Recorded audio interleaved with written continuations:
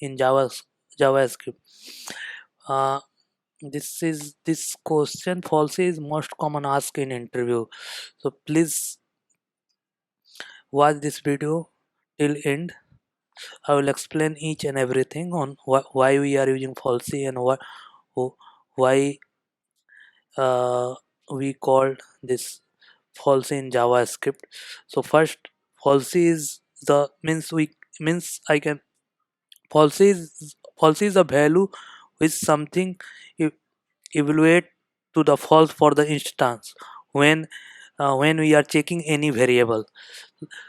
So there are some value there in falsy which we call like false, zero, negative zero, uh, uh, on. We also call big int, empty string, null, undefined, nan, and document dot all.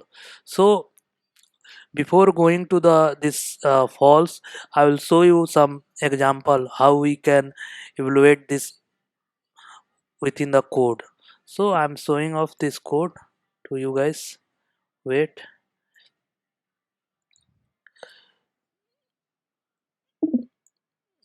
I think you guys able to see my code. Yeah, see the comparison of the falsy value.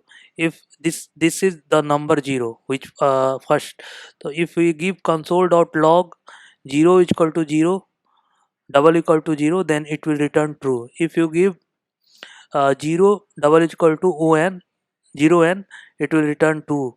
If you give 0 double is equal to null, it will return false. Similar, like if you give double is equal to 0 double is equal to undefined, it will false, and 0 double is equal to false, it will return true. 0 double is equal to na, and then it will return false.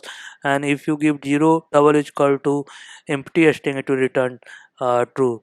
Same thing if you do for the big int, it will work like that. You need to give the value, and you need to use double equal operator.